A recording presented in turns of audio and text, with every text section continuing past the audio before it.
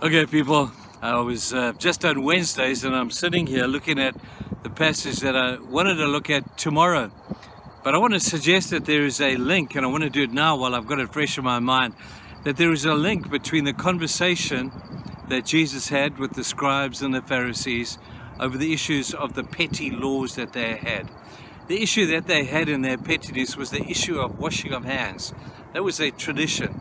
And we spoke about the beauty of tradition, but the fact that tradition should be something that has a life-changing potential. Well, into the scene in the next passage in Mark chapter 7 steps a Greek lady, complete foreigner, never heard of the traditions, never heard of the law, never heard of the commands, because she maybe have heard Jesus say this: you have let go of the commands of God and are holding on to the traditions of men. And it's like he repeats himself, and he said to them, you have a fine way of setting aside the commands of God in order to observe your own traditions. I wonder if that woman was sitting there watching this lot going on, and she came to Jesus and said, I don't know anything what you're talking about, but I recognize that you have such power. You are not a normal human being, although you are a normal human being. You are somebody incredibly significant. Can you help me? And she went on to tell Jesus. First of all, said, my problem is I'm a Greek. I'm not a Jew. I don't know if you even want to talk to me. Jesus would have said, well, tell me a story. And this Greek woman went on to talk about her demon-possessed child. And Jesus was obviously looking a little bit dubious, and this woman picked up on it. And she said this to Jesus. Listen to this. She said, first of all, let the children eat all they want, he told her, for it is not the right to take the children's bread and toss it to their dogs. Now that would sound like a really confrontational thing for Jesus to say to her, to say, listen, what are you talking to me about? I've come for the Jews. I haven't come for the Greeks. I've come for the Jews. And then she comes with it. She says, yes, Lord, she replied. But even the dogs under the table eat the children's crumbs. Then he told her, for such a reply, you may go. The demon has left your daughter. She went home and found her child lying on the bed, and the demon's gone. I love that story, man. Here's a woman who doesn't understand a thing about traditions, doesn't understand a thing about commands, but she just knew that Jesus was who he claimed to be. And so she appeals to him with the smartest answer that you could possibly find, where Jesus said to her, I've come for the Jews. And she says, but there will be some crumbs that will fall off the table that you serve to the Jewish people. I want one of those crumbs.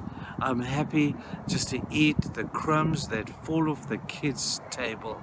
And Jesus says, woman, yeah, you have answered so well. Now go home. Your daughter will be healed. And without any argument, without any speculation, or without any further, Jesus, you've got to come to my house. Jesus said, just go, and your child will be healed. I love that woman's faith. Faith came from somewhere where there should have been no faith. Faith didn't come from because she knew the Old Testament. She'd heard about Moses. She didn't know anything. And yet she came to Jesus, and the cry of Jesus, help me, was all that Jesus needed to hear. He can't resist that cry, albeit come from a Greek person, a person from overseas, a person from wherever. When Jesus hears the cry of just help me, he can't help himself. And when that cry of faith comes to Jesus, it's not long before Jesus, in the beauty of his response, will come and say, go home, your faith has answered your problem. Maybe, I don't know, maybe today you're watching this thing and you're saying, what is this old guy talking about? I have no clue about traditions and laws and regulations and the Bible and the scriptures and everything. Well, apparently that doesn't really matter at all in the long term, as long as you understand that Jesus is who he says he is. He is the Messiah. He is the Son of God. He is the one that we have been waiting for. He is the Redeemer of mankind. As long as you get that, and as long as too you get the answer to the fact that Jesus is the answer to every question you have to ask, Don't worry about the question. He is the answer. When you get that little grain of faith, that little mustard seed of faith will blossom under the beautiful nurturing of God's almighty care. Maybe that's you today. Don't worry about what you don't know. Find out and worry what you do know. And we all know that He is who He says He is. Man, I love that thought. Have a fantastic day, people. And we will see you tomorrow. Bye.